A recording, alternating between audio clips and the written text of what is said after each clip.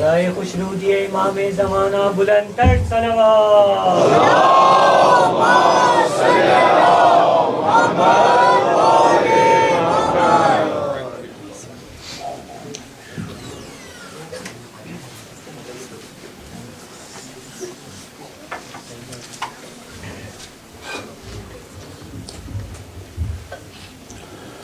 رحم اللہ من قرأ الفاتحہ.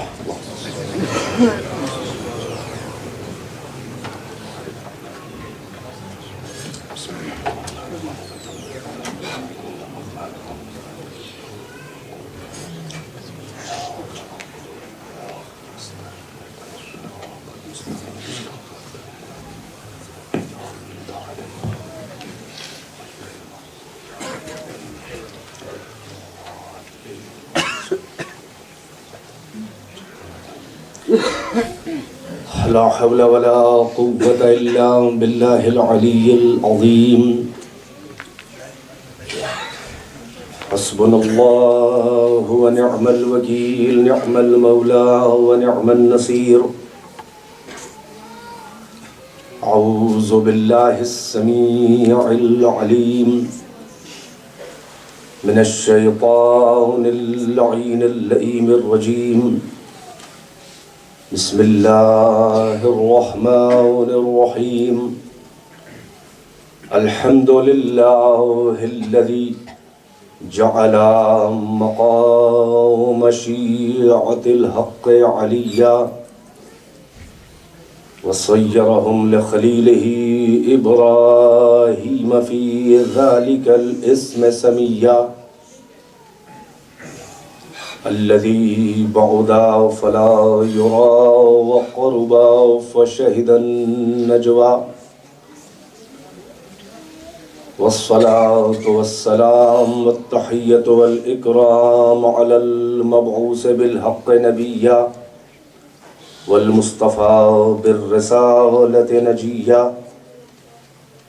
العبد المؤيد والرسول المسدد والنبي الممجد والمصطفى الأمجد والمحمود الأحمد صاحب الوقار والسكينة المدفون بأرض المدينة سيدنا ومولانا وحبيب قلوبنا وطبيب نفوسنا والشفيع ذنوبنا أبي القاسم محمد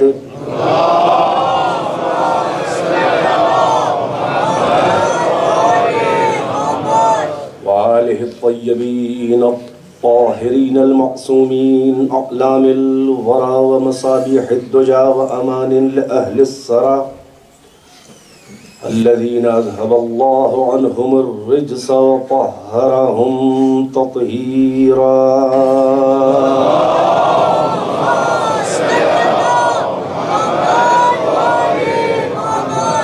واللعنة الدائمة الباقية على أعدائهم وقتلتهم وغاصبي حقوقهم ومنكري فضائلهم والشاكين فيهم والمنحرفين عنهم.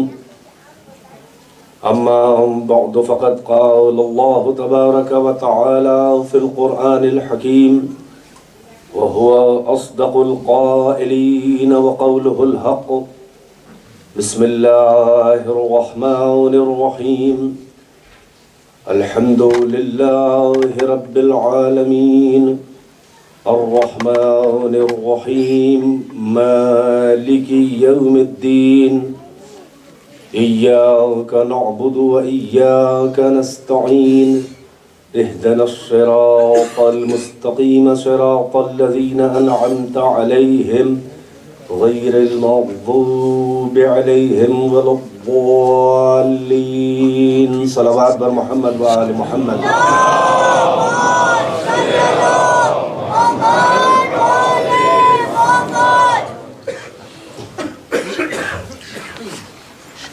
ایک اعلان ہے. Whoever saves one life, it is the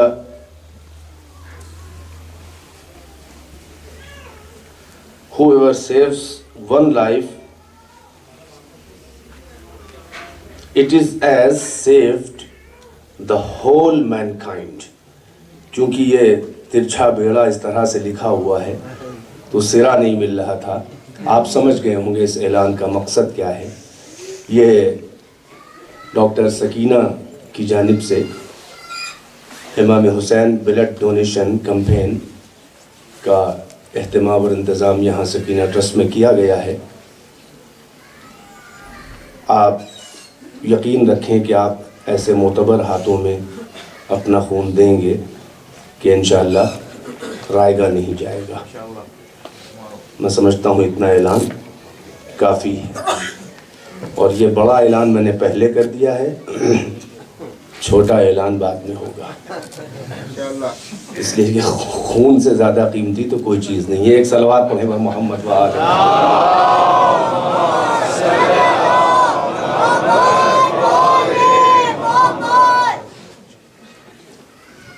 Sakina trust کی جانب سے منعقدہ عشرہ مجالس کی 5ویں نشست آج 4 محرم الحرام کو آپ کی خدمات عالیہ میں اپنے معروضات اعتراف کم علمی اور کم فہمی کے ساتھ حاضر ہوں. سورہ حمد کو عنوان سخن قرار دے کر اور آہستہ آہستہ تفسیر کی وادی سے آپ کو سفر کراتے ہوئے معنی اور مراد پروردگار جو سورہ حمد میں ہیں اس کو حتی الامکان آپ کے اذہان عالیہ کی میں منتقل کرنے کی کوشش کر رہا ہوں. میں نے عرض کیا کہ یہ وہ سورہ ہے کہ جو عبدیت سے ربوبیت کے رشتے کو استوار کرتا ہے. یہ وہ سورہ ہے کہ جو بندگی کو شرف ہم کلامی اپنے خالق سے دلاتا ہے. سبحان اللہ. یہی سبب ہے کہ تمام تعریفیں اس اللہ کی ہیں. یہاں سے بات شروع ہوئی. بسم اللہ الرحمن الرحیم، شروع اللہ کے نام سے جو رحمان ہے جو رحیم ہے. الحمدللہ رب العالمین، تمام تعریفیں اللہ کی ہیں کہ جو رب العالمین ہے، عالمین کا پالنے والا ہے.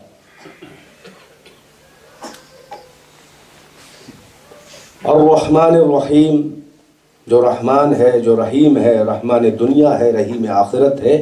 کل آپ کے اذہان عالیہ میں یہ بات محفوظ ہو چکی.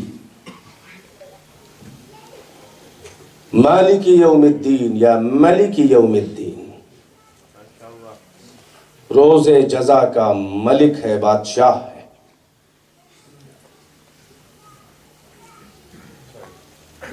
اب ایک دم سے بندگی کو غیب سے حضور کی منزل میں لا کر کھڑا کیا گیا.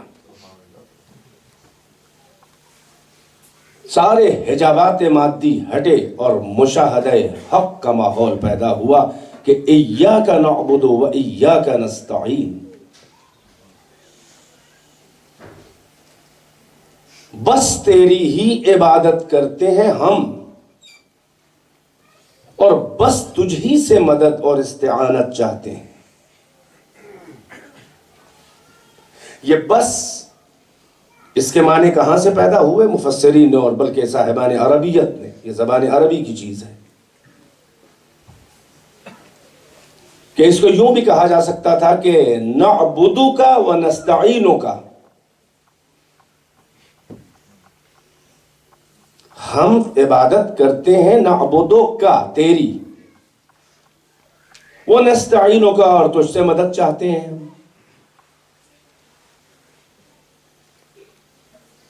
مگر اگر فقط نعبدو کا و نستعینو کا کہہ دیا جاتا تو اس سے اللہ کی عبادت کا اعلان تو ہو جاتا مگر اس کے غیر کی بندگی سے انکار نہیں ہو سکتا تھا. توجہ فرما رہے ہیں؟ اسی لیے فعل کے اوپر مفعول کو یعنی ورب کے اوپر اس کے آبجیکٹ کو مقدم کیا، پہلے لایا گیا۔ ایاکا، تیری، نعبدو کا، عبادت کرتے ہیں، نستعینو کا نہیں بلکہ وَإِيَّاكَ نَسْتَعِينُ، تیری، تجھ سے مدد چاہتے ہیں۔ تو اب عربی زبان کا یہ قاعدہ یہ ہے کہ جب مفعول کو مقدم کر دیا جائے تو یہ افادہ حصر کرتا ہے، یعنی یہ کہ جس کے سلسلے میں بات ہو رہی ہے وہ بات، وہ فعل بس اسی میں منحصر ہوگا، باقی سب کا انکار۔ یہ علوم اسلامی میں یہ اس طرح سے کہنا، یہ کہلاتی ہے توحید عبادی، یعنی عبادت میں توحید، کہ بندگی بس اللہ کی ہوگی، عبادت بس اللہ کی ہوگی، سجدہ بس اللہ کا ہوگا، یہ توحید عبادی کہلاتی ہے۔ صفات کا ذکر بھی خداوند عالم نے کیا اللہ کے بعد، الرحمن الرحیم، اس کے 2 صفت کا ذکر کیا، مالک یوم الدین اس کی ایک اور صفت آگے بڑھی۔ اب حصر بندگی کیا جا رہا ہے کہ ایاک نعبد و ایاک نستعین، یہ توحید عبادی کی منزل ہے۔ آج میں یہیں پر آپ کو ذرا سا ٹھہراؤں گا اور اسی کی تہ در تہ جو معانی نکل رہے ہیں اور اس آیت کو جو استعمال کر کے غلط معنی نکالے جاتے ہیں اور مسلمانوں کو مشرک قرار دیا جاتا ہے، ذرا اس گورکھ دھندے کی طرف مجھے اشارہ کرنا ہے۔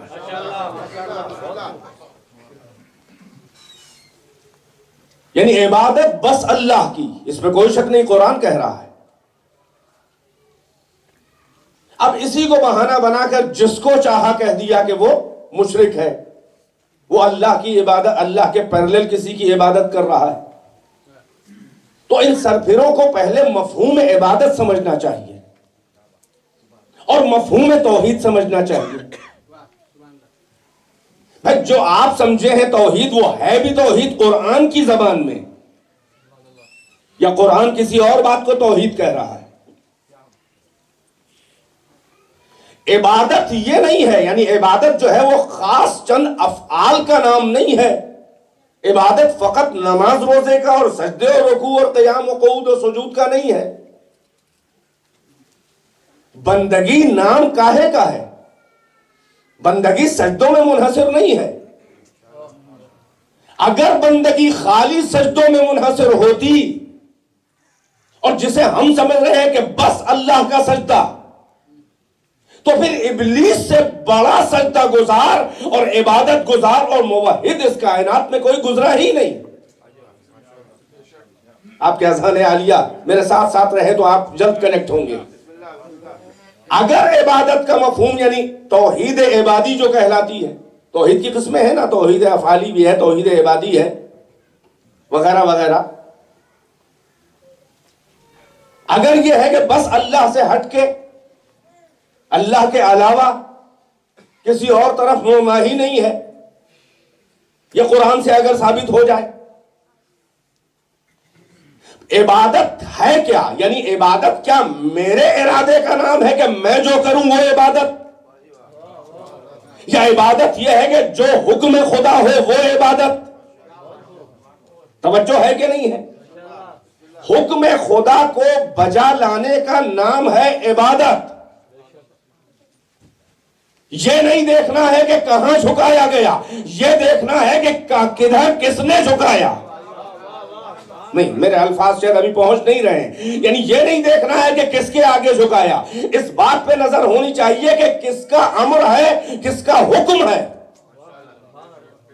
میں آپ کے اذہان عالیہ کو بہت زیادہ زحمتیں نہیں دینا چاہ رہا ہوں، بہت جلد قرآن کی طرف لے کے آنا چاہ رہا ہوں تاکہ یہ مرحلہ 2-3 منٹ میں حل ہو جائے کہ اسی بندگی کے مفہوم کو بتانے کے لیے تو آدم اور بنی آدم کو زمین پر آباد کرنے سے پہلے خدا نے ایک سجدے کا ایسا امتحان لے لیا تھا۔ یہ بندگی کے لیے ایک ڈیمانسٹریشن تھا تاکہ صبح قیامت تک روح بندگی اور جان بندگی ظاہر ہو جائے، تاکہ بندوں میں کبھی مفہوم عبادت میں اور توحید توحید میں کوئی اختلاف نہ ہونے پائے، وہ سجدہ گزار، وہ شیطان، وہ ابلیس کہ جس نے اپنی جبی میں تڑپتے ہوئے رقصہ سجدوں کی کشتزار بنا دیا تھا، افلاک کے چپے چپے میں اپنے سجدے بو دیے تھے، وہ اتنا بڑا سجدہ گزار تھا کہ جس کو اپنے سجدے کے اوپر اپنی بندگی اور عبادت پر بڑا ناز تھا، مگر پروردگار عالم تو اس کے خبث باطن کو سمجھتا تھا، اس کی نجاست دل کو سمجھتا تھا، اس کے ارادوں کو سمجھتا تھا۔ وہ اللہ کے بھولے بھالے سیدھے سادھے معصوم فرشتوں کو تو فریب اپنے سجدوں سے دے سکتا تھا، مگر مشیت خدا سے اس کے یہ کھوکھلے بے عرفانی سجدے کہاں چھپ سکتے تھے؟ وہ اپنے منصوبے کی تلاش میں تھا، وہ اللہ کے سجدے کر کر کے اپنا مستقبل بنا رہا تھا۔ توجہ ہے کہ نہیں ہے؟ اللہ کو سجدے نہیں چاہیے بھائی، بیدار جملہ اگر سنبھالے بھائی، سجدہ کرنے والے تو اسے سب ہیں، ہر ایک اسی کا سجدہ کرتا ہے، مگر بہت کم ایسے ہیں جو اس کا سجدہ اس کے لیے کریں۔ لفظوں کی گہرائی تک اترنے والوں سے میں مخاطب ہوں، اس کا سجدہ کرنے والے تو بہت ہیں، کوئی ایسا نہ ملے گا جو اسے سجدہ نہ کرے، مگر اس کا سجدہ اس کے لیے کرنے والے بہت کم ہیں۔ یعنی ہمارے سجدے، کیا معلوم کہ کس سجدے سے ہمارا کیا ارادہ ہے، کیا معلوم کس سجدے سے کون سا ہم فائدہ اٹھا رہے ہیں۔ بظاہر تو بندگی کر رہے ہیں، ایک موحد بھی سجدہ کر رہا ہے، ایک مشرک بھی سجدہ کر رہا ہے، یاد رہے شکل سجدہ معتبر نہیں ہے، نیت سجدہ معتبر ہے، حیات سجدہ معتبر نہیں ہے، نیت سجدہ معتبر ہے۔ فقط جبی کو، پیشانی کو خاک کے اوپر رکھ دینا یہ شکل سجدہ ہے، مگر کیا معلوم کہ خم جبی کے ساتھ تیری عقل نے سجدہ کیا کہ نہیں کیا، تیرے شعور نے سجدہ کیا کہ نہیں کیا، تیرے ادراک نے سجدہ کیا کہ نہیں کیا، تیرے وجود نے سجدہ کیا کہ نہیں کیا، تیرے تعقل نے سجدہ کیا کہ نہیں کیا، تیرے اختیار نے سجدہ کیا کہ نہیں کیا۔ اللہ کی نظر فقط خم جبی پر نہیں ہے بلکہ نیت سجدہ پہ ہے، ارادت سجدہ پہ ہے۔ یہی سبب ہے کہ ابلیس اپنے سجدے کر کر کے اپنے منصوبے کی تلاش میں تھا، اپنے مستقبل سازی کی تلاش میں تھا، اور مشیت سمجھ رہی تھی کہ یہ اپنے سجدوں سے اپنے مستقبل کو بنانا چاہ رہا ہے۔ یہ میرا سجدہ میرے لیے نہیں کر رہا ہے، یہ میرا سجدہ اپنے لیے کر رہا ہے۔ میں تفصیل میں نہیں جانا چاہتا، بھئی یہی سبب ہے کہ ایک سجدے کا اللہ نے امتحان لیا، اور عجب امتحان لیا۔ نہ پہلے سجدے میں امتحان لیا، نہ درمیانی سجدوں میں امتحان لیا، نہ آخری سجدے میں امتحان لیا، بلکہ پہلے اور درمیانی اور بیچ کے سجدوں میں نہیں، اس ایک سجدے کا امتحان لیا کہ جس سجدے کے بعد وہ سجدہ کرنے کے لائق نہ رہ گیا۔ بیدار ہے کہ نہیں ہے؟ یعنی وہ آخری سجدہ کہ جو اسے نصیب نہ ہوا، حکم سجدہ پیکر آدم، حکم ہے کہ سجدہ کر، جو اب تک کے سجدے کرتا چلا آ رہا تھا، اللہ نے یہ پیغام بندگی دے دیا کہ بندگی سجدہ نہیں ہے، میرا بندگی میرا امر ہے، میری اطاعت ہے۔ چنانچہ وہ پیکر آدم کے آگے آ کر کے کھڑا ہو گیا۔ قرآن میں کئی جگہ یہ واقعہ نقل ہوا ہے، اور ہر جگہ کوئی نہ کوئی نیا مطلب اللہ نے بیان کیا ہے۔ چنانچہ میں بھی اگر بیان کرتا رہوں اس واقعے کو تو ظاہر ہے کہ ہر جگہ پر کوئی اور نیا مفہوم اس کے اندر ہوگا۔ چنانچہ مفہوم بندگی بتانے کے لیے اللہ نے وہی سجدہ کہ جو کرتا چلا آ رہا تھا اسی سجدے سے امتحان لے لیا۔ یہ مشیت کے امتحان کا مزاج ہے کہ جس کو جس لائن کا چسکا لگا ہوتا ہے اللہ اسی لائن سے اس کا امتحان بھی لیتا ہے۔ ماشاءاللہ اردو داں مجمع ہے، نہ صحیح اردو سپیکنگ مگر اردو داں تو ہے۔ ایک صلوات پڑھیں مل جل کے بر محمد و آل محمد۔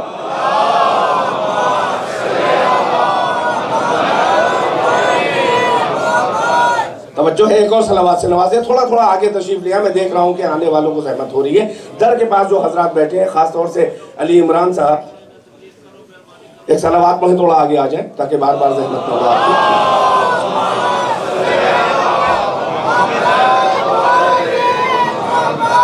ایک اور صلوات پڑھ دیں اور راستہ 20 سے چھوڑ دیں، بالکل ادھر داہنے بائیں اور آگے آ جائیں۔ بہت جگہ ہے، بہت جگہ ہے، بہت جگہ ہے۔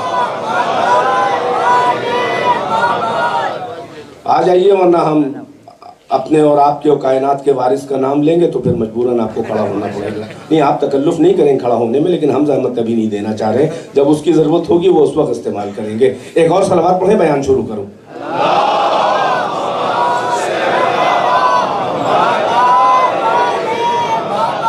جس لائن کا جسے چسکا لگا ہوتا ہے اللہ اسی لائن سے امتحان لیتا ہے. متقی کا امتحان تقوی سے لیتا ہے, مسلم کا امتحان سے لیتا ہے, مسلم کا امتحان اسلام سے لیتا ہے. تلوار چلانے والوں کا اسلام میدان میں لیتا ہے امتحان. تلوار چلانے والوں کا امتحان میدان میں لیتا ہے. ہوا تھا امتحان کہ نہیں ہوا تھا؟ توجہ ہے کہ نہیں ہے؟ ساتھ میں رہنے والوں کا امتحان صحبت سے لیتا ہے. توجہ ہے کہ نہیں ہے؟ مختلف امتحانات ہیں. اس کو سجدوں بندگی اور عبادت پہ بڑا ناز تھا. ایک توحید عبادی ابلیس پیش کر رہا تھا, ایک توحید عبادی قرآن بتا رہا ہے. بھائی ایاک نعبد و ایاک نستعین توحید عبادی ہے, اور یہی اسی آیت کو تو لے کے پیٹا جاتا ہے سب کو کہ یہ عبادت میں توحید کے قائل نہیں ہے, یہ دوسروں کا کہنا مانتے ہیں, جگہ جگہ پہ شرک کر دیتے ہیں. تو آئیے قرآن سے پوچھیں کہ قرآن کی توحید جو اللہ کو پسند ہے وہ کیا ہے, اور اس کے پہلے جو آپ توحید بتا رہے ہیں وہ کیا ہے. تو ہمیں دو توحیدیں قرآن میں نظر آتی ہیں. ایک وہ توحید ہے جو قرآن و محمد و آل محمد نے پیش کی ہے, اور ایک وہ توحید ہے جو آپ نہیں, آپ تو شاگرد ہیں, آپ کے استاد نے پیش کی ہے. حضرت ابلیس اللہ ان سے کبھی راضی نہ ہو. ایک توحید ان کی ہے. آپ دیکھ لیں قرآن میں اللہ میاں نے یوں ہی واقعے نہیں بیان کیے ہیں. یہ تفریح کے لیے کتاب نہیں آئی ہے, چھوٹی سی کتاب, صبح قیامت تک کے لیے چیلنج اور ضابطۂ حیات ہے, اور ہر چیز اس میں موجود ہے. ہر قانون, ہر عقیدے, ہر عمل, ہر جذبات کی تسکین اس میں موجود ہے. تو یہ یوں ہی نہیں بیان کیا گیا ہے. اللہ میاں نے ابلیس کا شکار کسی چھوٹے سے کام کے لیے نہیں کیا ہے. ارے ہم تو جتنا بھی ابلیس سے نفرت کریں, مگر اللہ نے تو اسے پیدا کیا تھا نا. اتنی آسانی سے اللہ نے اسے ملعون نہیں کہا ہے جتنی آسانی سے ہم لوگ کہہ دیتے ہیں. نہیں, اتنی آسانی سے اللہ نے بڑا موقع دیا, اور اس کے مزاج یعنی جس بات کا وہ اظہار کر رہا تھا, ڈیمانسٹریٹ کر رہا تھا, اللہ کی بندگی, اللہ کا سجدہ, اللہ کا سجدہ, بس تیرا سجدہ, تیری اطاعت, تیرا کہنا. معلم الملکوت بنا ہوا, سب سے بڑا سجدہ گزار بنا, بڑا عابد و زاہد بنا ہوا. اللہ نے کہا لے سجدے سے امتحان لیتا ہوں. سارا پور میں تو جانتا ہوں, مگر تیرا امتحان لینے کے بعد تجھے ملعون بناؤں گا, تاکہ نہ تو گیلا کرے, نہ تیرے ماننے والے بعد میں کہیں کہ میں نے عدل کے خلاف کر دیا. توجہ ہے کہ نہیں ہے؟ بھئی یہیں سے وہ بھی بات ثابت ہوتی ہے کہ خداوند عالم جب جانتا تھا کہ یہ انکار سجدہ کرے گا اور بغاوت کی چنگاری اس کے خاکستر وجود میں چھپی ہوئی ہے, تو اللہ کو جب اپنے علم سے معلوم تھا کہ یہ اس کا مزاج میرے دین توحید سے نہیں مل رہا ہے, پھر بھی اللہ میاں نے اسے کیوں جگہ دی؟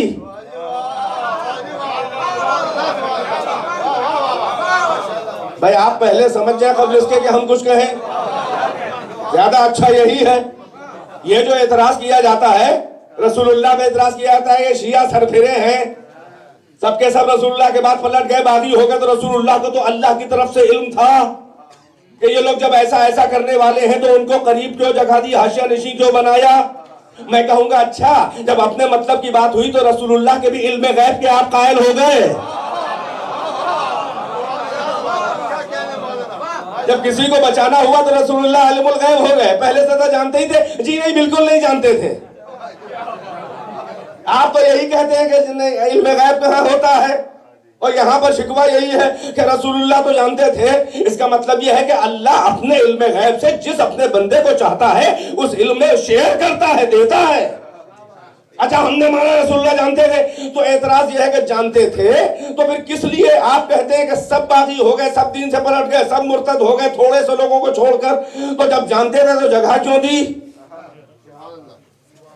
جب ان کو جانتے تھے جگہ کیوں نہیں؟ تو ہم کہے سیدھا سیدھا جواب تو جاہلوں کے لیے یہی ہے کہ آپ رسول اللہ میں بیکار اتنا، آپ جب بیچارے رسول اللہ مسلمان، آپ دیکھیں جب دل چاہتا ہے ہاتھ صاف کر دیتا ہے رسول اللہ کے اوپر، تو آپ آؤ رسول اللہ پہ ہاتھ نہ صاف کرو، پہلے محمد کے اللہ سے شکایت کرو کہ اللہ میاں بھی تو جانتے تھے کہ یہ ابلیس جو ہے وہ بغاوت کی چنگاریاں ہیں اس کے وجود کے اندر، اور یہ انکار سجدہ کرنے والا ہے، عقل کے کھڑا ہو جائے گا، تو جب اللہ جانتا تھا تو اتنا قریب اسے موقع کیوں دیا کہ بڑے ملک کریم کا دھوکہ اس پہ خود فرشتوں کو ہونے لگا کہ ہم سے بھی اونچا کوئی فرشتہ ہے؟ تو اس کا مطلب قریب بیٹھنے سے دوسروں کو تو دھوکہ ہو سکتا ہے کہ بڑا مقرب بارگاہ ہے، مگر جس کی بارگاہ میں ہے وہ اوقات پہچانتا ہے۔ ایک صلوات پر محمد و آل محمد۔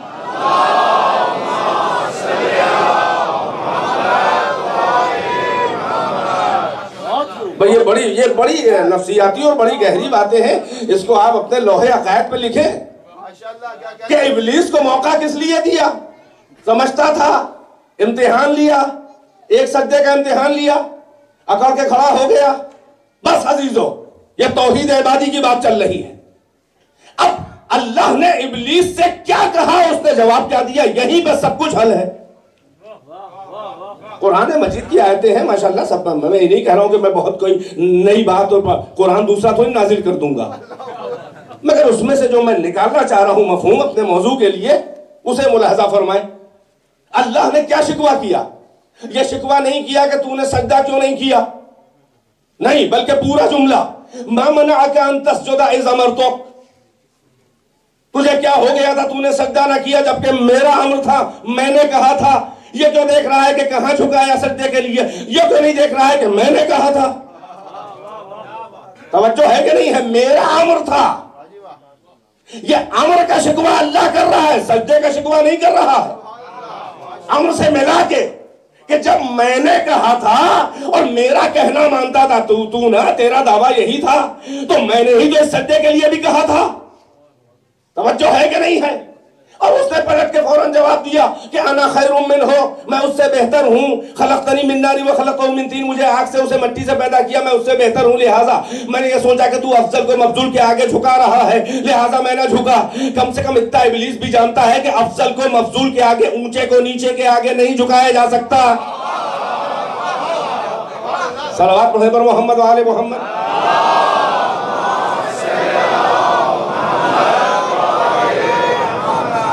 یہیں پر اللہ نے شکوہ کیا، یہیں پہ سمجھ میں آ رہا ہے کہ توحید کیا ہے۔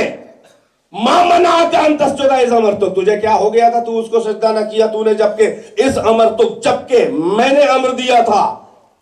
یعنی یہ کہ سجدہ عبادت پروردگار نہیں ہے،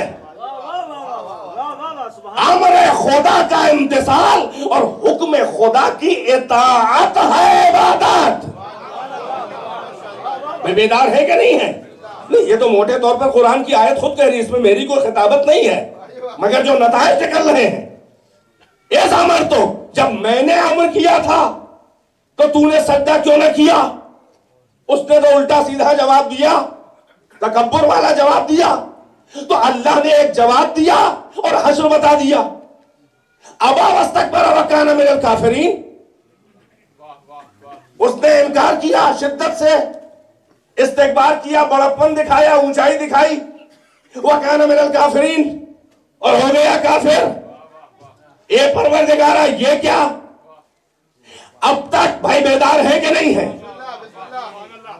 تیرا سجدہ کرتا آ رہا تھا، اب بھی تیرا سجدہ کرنا چاہ رہا تھا، بس تیرا۔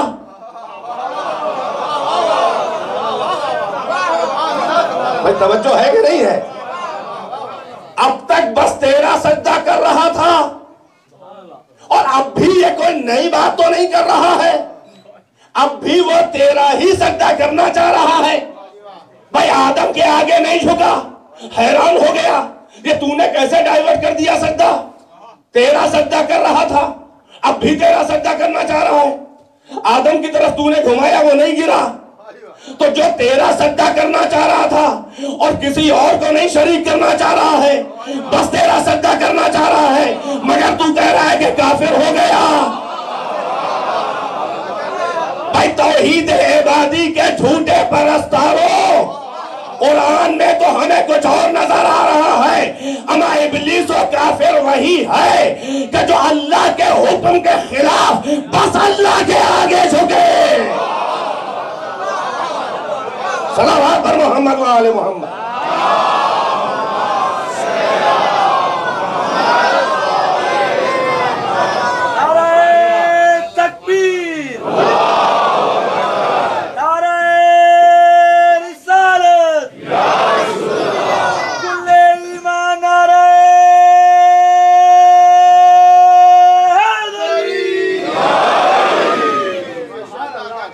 اور مل جل کے محمد و آل محمد صلوات.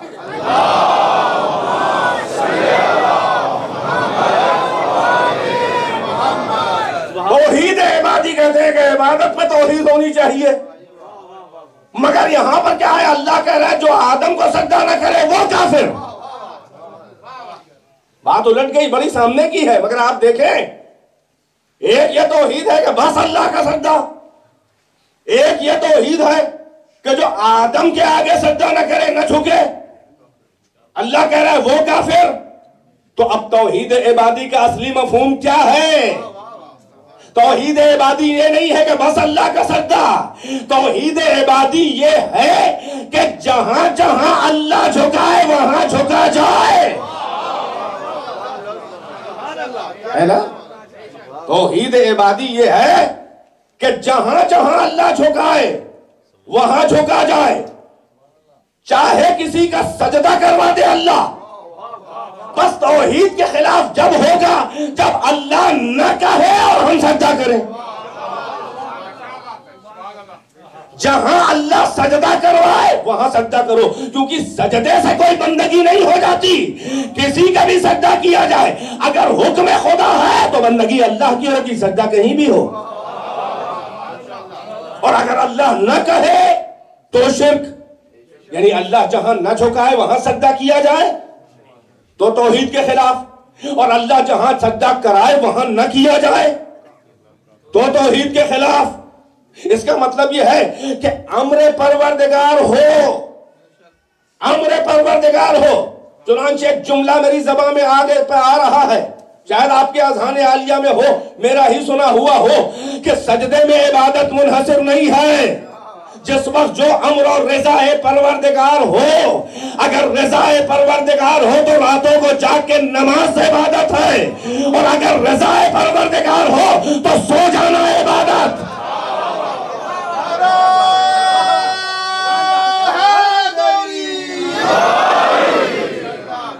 ایک اور صلوات سے نوازے پر محمد و آل محمد.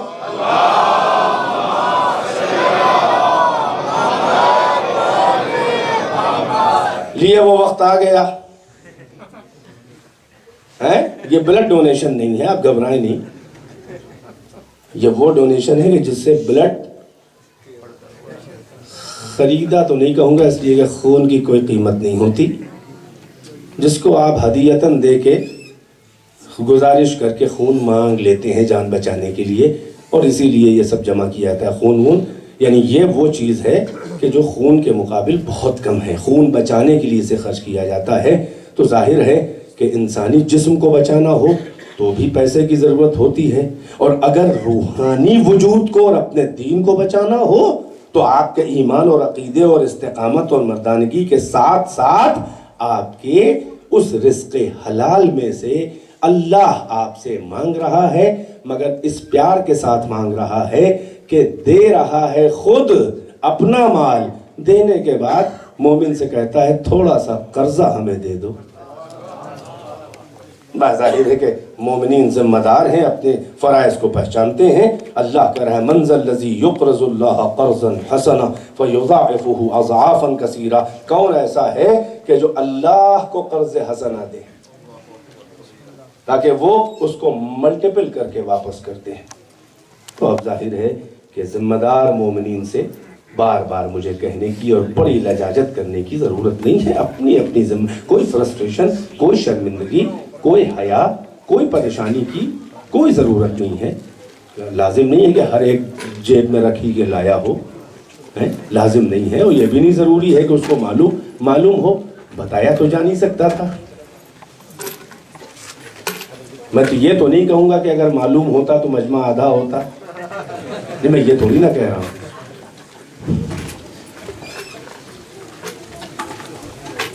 اور ایک اعلان اور مسلسل ہو رہا ہے, میں وہ اعلان کر نہیں رہا ہوں مگر وہ اعلان 2 بار ہو چکا ہے. یہاں کے کنسٹرکشن کا بڑا پلان ہے.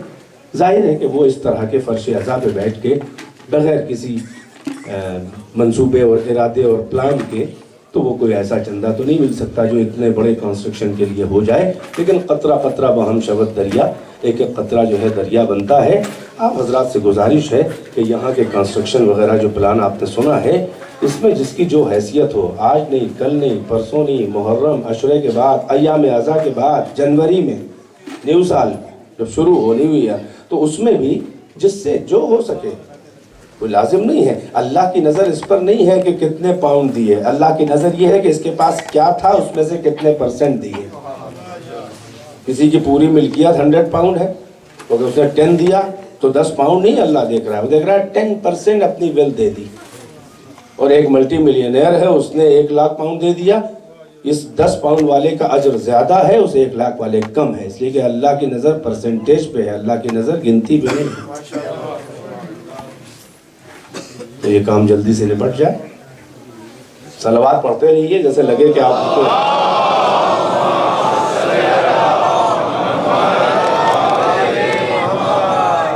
بلڈ ڈونیشن کا بھی یہ کمپین لگا ہوا ہے یہاں, امام حسین بلڈ ڈونیشن کمپین. اس میں بھی آپ لوگ تعاون کریں. جس کے زیادہ خون بن رہا ہو وہ دوسروں کے کام آئے. نعرہ تکبیر, نعرہ رسالت, نعرہ حیدری. ایک مل جل کے پر محمد و آل محمد صلوات.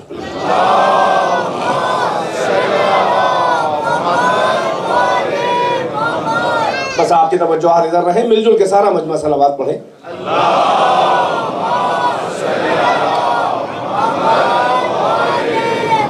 تو قرآن سے یہ ثابت ہو رہا ہے کہ توحید عبادی یہ نہیں ہے کہ آپ جو کہیں وہ توحید ہے. یہ توحید عبادی کے خلاف یہ نہیں ہے کہ اگر کوئی اور شریک ہو گیا. فرق یہ ہے کہ وہ خود شریک نہ ہو, آپ شریک نہ کریں. اور اگر اللہ اپنے کسی امر میں کسی کو شریک کر رہا ہے تو آپ کا اجارہ. توجہ فرما رہے کہ نہیں فرما رہے؟ بھائی حضرت آدم سے پہلے اور بھی تو مخلوق تھیں. ائمہ اہل بیت تو ان سے پہلے کوئی تھا نہیں, اور جو کچھ ہے ان کے بعد ہے.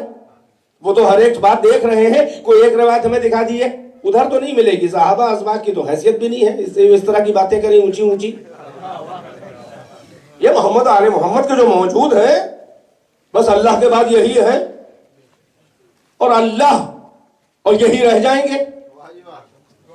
ایک بتائیے کہ اللہ نے کسی مخلوق سے کسی مخلوق کا سجدہ کرایا ہو؟ آدم کے سجدے سے نہ پہلے کوئی ہمیں ایسا سجدہ ملا, نہ آدم کے سجدے کے بعد کوئی ایسا سجدہ ملا. تو اب اسے کیا کہا جائے؟ سجدہ بس اللہ کا, مگر اللہ نے شریک سجدہ آدم کو بنا دیا کہ نہیں بنا دیا؟ تو جو آپ کو ہر جگہ شرکی, اگر آپ کو لفظ شرکی ہی بڑا اچھا لگتا ہے, اگر آپ کو ہر جگہ شرک نظر آتا, لفظ شرک بہت پسند ہے, تو پھر کہنے دیجئے کہ وہ شرک, میں نہیں کہہ رہا ہوں آپ کی زبان میں, کہ وہ شرک جو اللہ کروا رہا ہے اسے ہم کیا کریں,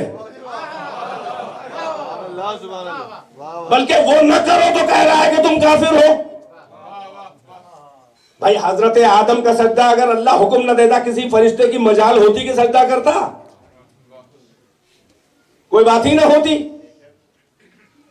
تو پھر اللہ, سجدہ تو اللہ سے مخصوص ہے. آج بھی آپ کسی اور کو سجدہ کریں, دوسرا مسلمان کہے گا شرک کر رہے ہیں, اور صحیح کہے گا, اس لیے کہے گا کہ حکم خدا ہوتا اگر فلاں چیز کو قبلہ بنا کے, مطلب تعظیمی سے ہی حکم خدا ہوتا.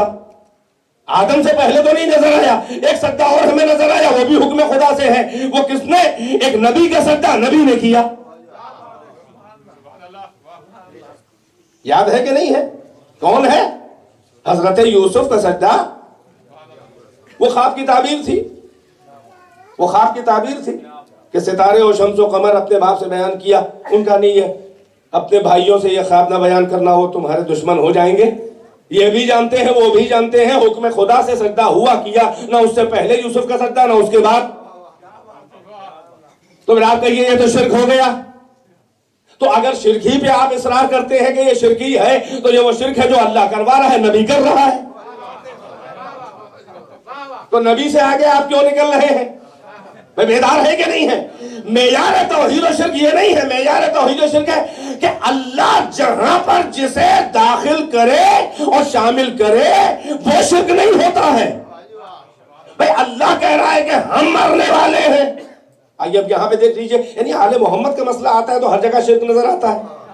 اور آپ والے شرک سے، یعنی جو لوگ اعتراض کرتے ہیں ان کے شرک سے تو قرآن پٹا پڑا ہے. ہر جگہ اللہ شرک کروا رہا ہے. اللہ کہہ رہا ہے کہ ہم جانے لیتے ہیں، ہم مارتے ہیں. بہت آسان لفظوں میں مجلسیں پڑھ رہا ہوں، اور یہ بھی کسی کو مشکل لگے تو پھر میں اردو سیکھ کے آؤں. اللہ کہہ رہا ہے اللہ یتوفی الانفس حین موتها والتی لم تمت فی منامها. مشہور آیت ہے، میں اپنے موضوع سے متعلق اس سے فائدہ اٹھانا چاہ رہا ہوں. اللہ یتوفی الانفس حین موتها. اور عجب منزل ہے، یہاں پر بھی وہی گرامر والی بات کہ زبان عربی میں فعل پہلے آتا ہے، فاعل اس کے بعد آتا ہے، مفعول اس کے بعد. پہلے ورب آتا ہے، پھر سبجیکٹ آتا ہے، پھر آبجیکٹ آتا ہے. ضربہ زیدن امرن، ضربہ مارا زیدن، زید نے امرن، امر کو. فعل فاعل مفعول. یہاں پہ کہ اللہ کہہ رہا اللہ یتوفی الانفس، یعنی اپنی طرف مخصوص کرنا چاہ رہا ہے. مفعول کو پہلے لا کر وہی ایاک نعبد. اللہ یتوفی الانفس، اللہ نفسوں کو لے لیتا ہے، جانوں کو لے لیتا ہے. حین موتها، موت کے وقت. واللتی لم تمت فی منامها، جو نہیں مرنے والا ہوتا اس کے نیند میں. یعنی متوفی جو ہے وفات دینے والا اللہ کہہ رہا ہم ہے. اور پھر ایک جگہ کہہ رہا ہے یتوفاکم ملک الموت، تم کو وفات دیتا ہے فرشتہ موت. تو کیا کانٹراڈکشن ہے؟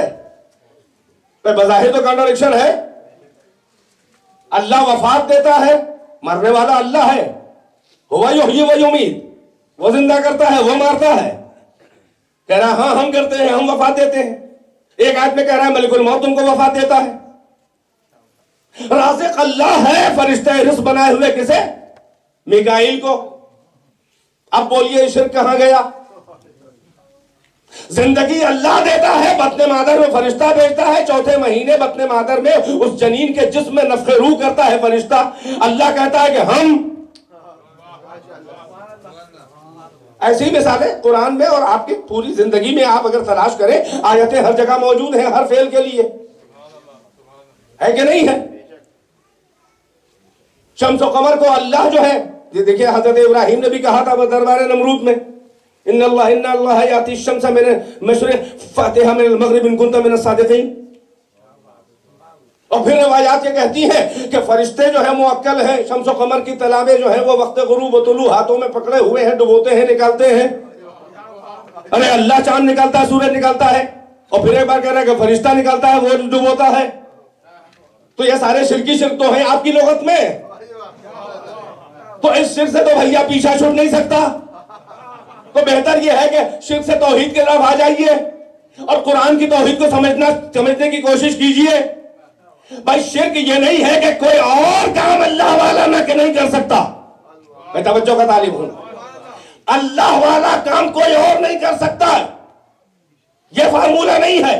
یعنی اللہ والا کام کوئی اور کرے یہ شرک نہیں ہے. شرک یہاں سے شروع ہوتا ہے. توجہ، اگر اللہ کے حکم سے، اللہ کی دی ہوئی قدرت سے، اللہ کے اپوائنٹ کرنے کے بعد اللہ کا کام اللہ کے اذن سے کر رہا ہے تو یہ توحید ہے.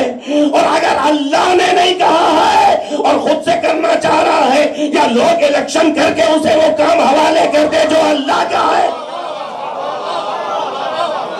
صلوات محمد و آل محمد.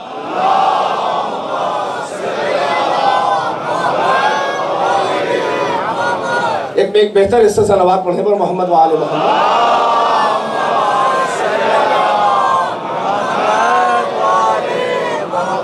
بس آل محمد کا جہاں پر نام آیا وہاں پر جو ہے وہ میدے میں ایٹھن شروع ہو گئی. ہر جگہ شرک نظر آ رہا ہے. فرشتے کریں اگر وہ والا کام تو شرک ہے. آل محمد کا کہیں سے وسیلہ نظر آ جائے, فرشتے اگر کریں تو قرآن کہہ رہا ہے کہ کر رہے ہیں فرشتے, اور آپ کے مزاج توحید پہ بار نہیں ہے. آل محمد کا جہاں نام اور وسیلہ آیا شرک نظر آ رہا ہے. بھائی توجہ ہے کہ نہیں ہے؟ بھائی یہی تو کمال آل محمد ہے. یہ فرشتے اگر وسیلہ بن جائیں کسی بھی چیز کا تو انسان کو برا نہیں لگتا, مسلمان کے اسلام کے خلاف نہیں ہوتا. اب انہوں نے اگر محمد و آل محمد کے لیول کو جان لیا ہوتا تو ان کے سمجھ میں آتا ہمیں یہ چھوٹے بڑے تدبیر کائنات کے کام, یہ آل محمد اگر اسے کرے تو یہ توہین آل محمد ہے. ارے فرشتے آل محمد کے در کے نوکر ہیں, یہ نوکروں کے کام ہے, یہ آقاؤں کے کام نہیں ہے.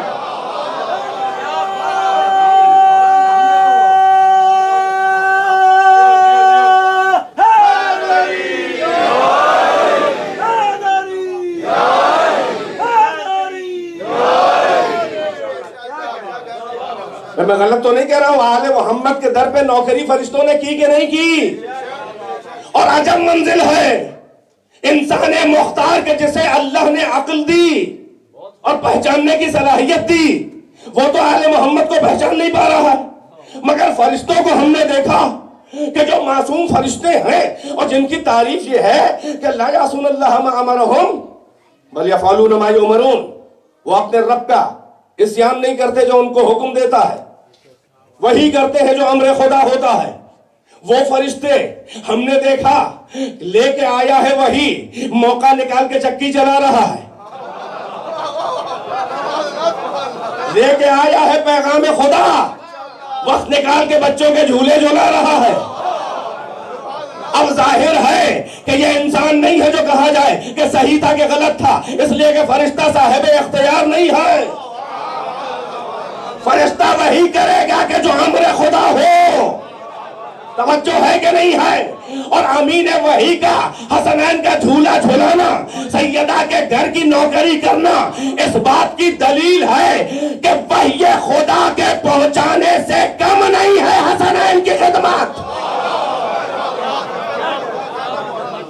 ورنہ اللہ اعتراض کرتا کہ نہ کرتا, اور فرشتہ تو پھر بھی مجبور ہے, وہ معصوم ہے, وہ مجبور ہے. عبادت پروردگار کی بندگی یہی ہے ان کی کہ جنہیں جو حکم اللہ دے دے بس وہی کریں. لیکن آل محمد کی خدمت کر رہے ہیں فرشتے, جھولے جھلا رہے ہیں.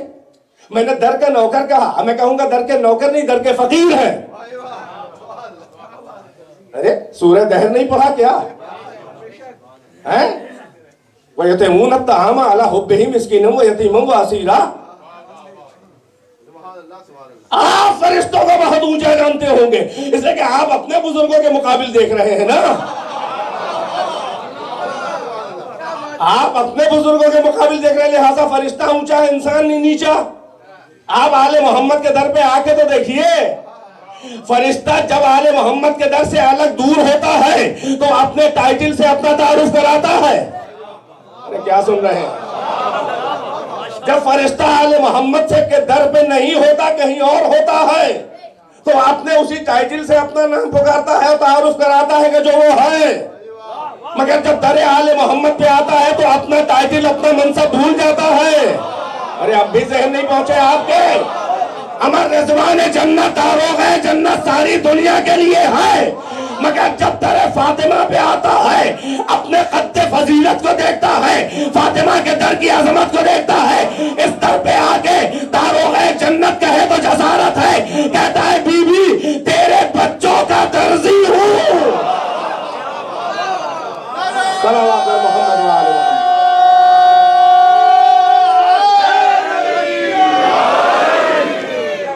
ایک مل جل کے پر محمد و آل محمد صلوات.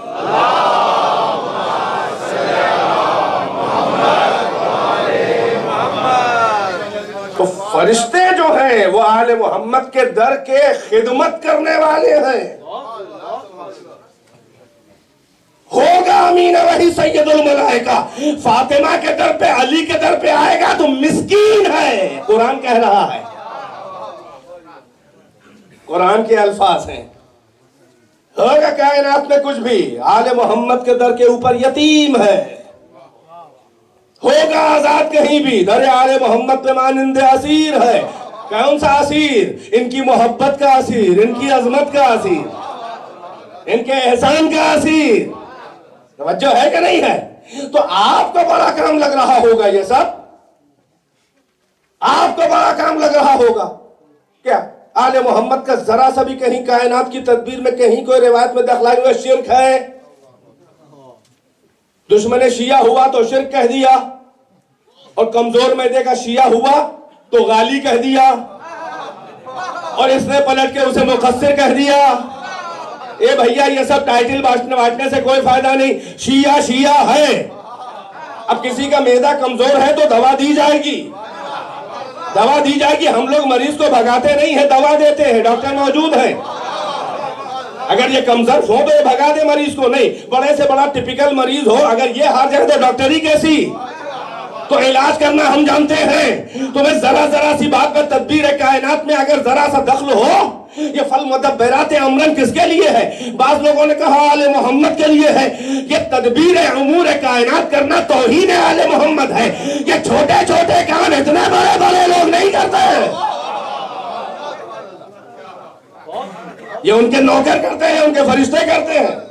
اللہ کے فرشتے در آل محمد کے نوکر، ان کے محکوم، آل محمد ان کے حاکم ہیں۔ میں توجہ ہے کہ نہیں ہے؟ مگر چونکہ اللہ تک لے جانا تھا انہیں، اللہ تک لے جانا تھا ساری کائنات کو، یہی سبب ہے کہ بہت سے امور ایسے ہیں کہ جو اللہ نے اپنے سے مخصوص کیے ہیں، مگر کمال آل محمد یہ ہے کہ شکل بشر میں رہ کر ہر اللہ والا کام آل محمد نے کر کے دکھایا۔ اس انسان کی عقل کو آل محمد نے حیران کیسے کیا؟ سورج اللہ کا ہے پلٹائیں گے، چاند اللہ کا ہے تو ٹکڑے کریں گے، ستارہ اللہ کا ہے در پہ بلائیں گے، ہر خلائے ہوا اللہ کی ہے سیر کریں گے، افلاک اللہ کے ہیں روندیں گے، آسمان اللہ کے ہیں سیر کریں گے، ستارے اللہ کے ہیں رہ گزر ان کی، سیارے اللہ کے ہیں گردش کریں ان کے حکم پر، ارے دریا اللہ کا ہے سطح آب پہ مسلح بچھ رہی ہے، ذرے اللہ کے ہیں ان کے دستے معجز نما پر آ کے ماہر انداز تکلم بن جائے، جانور اللہ کے ہیں کلمہ پڑھے ان کا، اشجار اللہ کے ہیں سلام کرے انہیں، آگ اللہ کی ہے گلزار بنے انہیں لیے، ارے بندہ اللہ کا ہے ٹھوکر مار کے جلائیے۔ حیران ہو جائیں کہ نہ ہو جائیں؟ لو بھائی توحید کے خلاف ہو رہا ہے کہ نہیں ہو رہا ہے؟ ہے سراسر توحید کے خلاف آپ کی لغت میں؟ نہیں، میں توجہ کا طالب ہوں، یہیں سے فرق شرک توحید سمجھ لے۔ توحید خالص کیا ہے؟ یہ نہیں ہے کہ کوئی کچھ کرنے ہی نہ پائے، یعنی یہ سب کام اللہ کرے۔ پھر وہی بات آئی، جو فرشتوں کے کام ہے وہ علی کرے، جو علی کا کام ہے وہ اللہ کرے۔ کیا سن رہے ہیں؟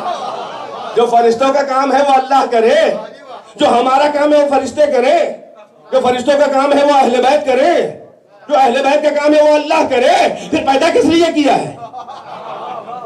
میں بیدار ہے کہ نہیں ہے؟ توجہ کا طالب ہوں، یہی سبب ہے کہ کام ہر اللہ کا ہے، مگر اس نے بھی وسیلے اختیار کیے ہیں بھائی، اس نے ذمہ داریاں دی ہیں۔ تو توحید کے خلاف نہیں ہے یہ، توحید کے خلاف کیا؟ بے توجہ، اگر یہ عقیدہ ہے کہ ہر کام اللہ والا کر لیتے ہیں آل محمد مگر محتاج خدا ہے، حکم خدا سے کر رہے ہیں، تو یہ توحید ہے۔ اور اگر اللہ کے مقابل، اللہ کے پیرلل، اللہ سے انڈیپینڈنٹ انہیں صاحب اختیار مانے، یہ شرک ہے۔ بھائی بیدار ہے کہ نہیں ہے؟ لہذا جملہ سماعتوں کے نظر کرتا ہوں کہ کوئی تعریف اہل بیت کرتے ایک جملے میں، مجھ سے سنیے کہ ایک جملے میں اہل بیت اور اللہ دونوں کا فرق بتا دوں۔ اہل بیت کیا ہے؟ اہل بیت مختار کائنات ہیں۔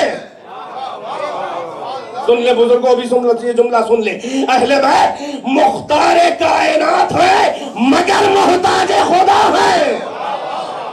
یہ ہے توحید، مختار کائنات ہے مگر محتاج خدا، یعنی ہر آن اذن خدا، ہر آن اختیار خدا، ہر آن اللہ کے قابو میں ان کا اختیار ہے. یعنی اللہ اگر نہ چاہے تو کچھ نہیں، اللہ چاہے تو سب کچھ ہے.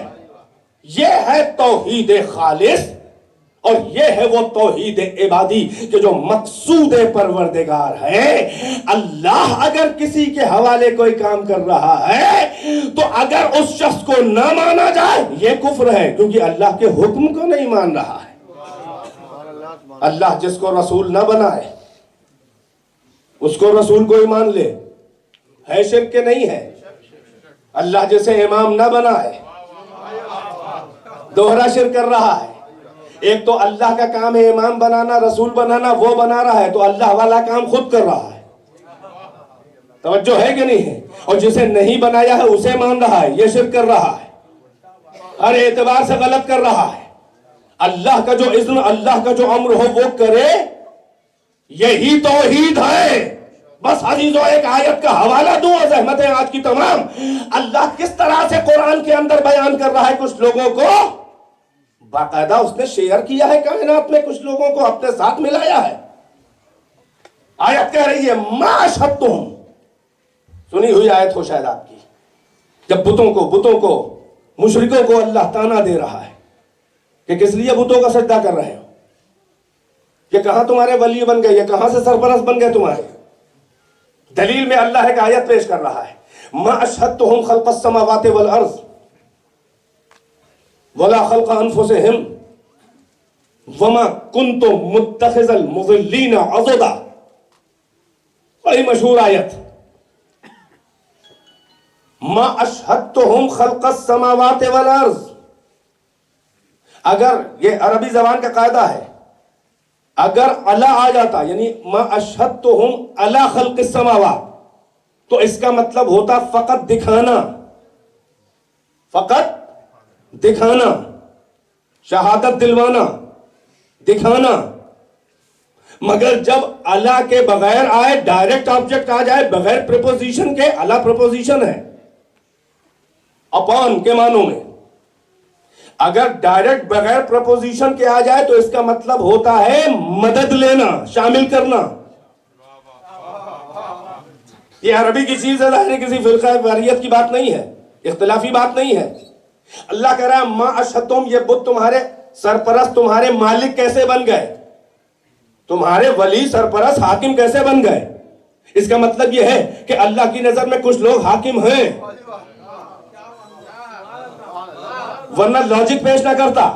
یعنی ولی بننے کا کرائٹیرین پر اللہ پیش کر رہا ہے قرآن کے اندر، ہے نا. خود بھی ولی ہے اور بتا رہا ہے کہ ہاں ہے ولی، مگر یہ بت نہیں ہے.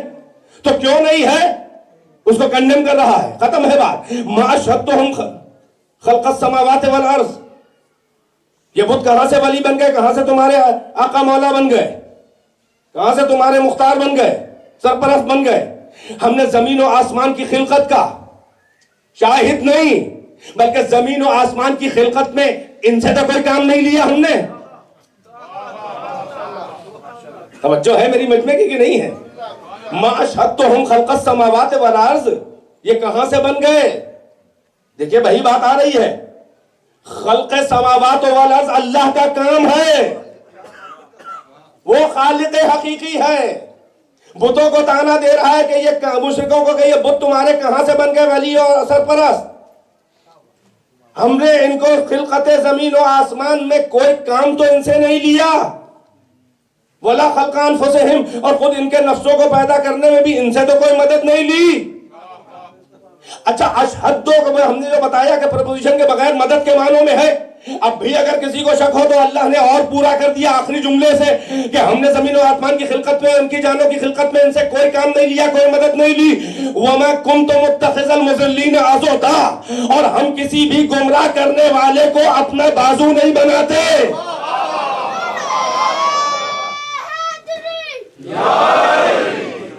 نہیں، میرے مجمع کا جو اکثریت ہے وہ شاید کنیکٹ نہیں ہے اس آیت کے ساتھ کہ اللہ فرما رہا ہے کہ ہم نے بتوں کو یہ کہاں سے سرپرست بن گئے، ہم نے زمین و آسمان کی خلقت کا نہ شاہد بنایا، نہ نگراں بنایا، نہ ان سے کوئی مدد لی. اور دلیل میں کہہ رہا ہے کہ کیسے ان سے مدد لے سکتے تھے.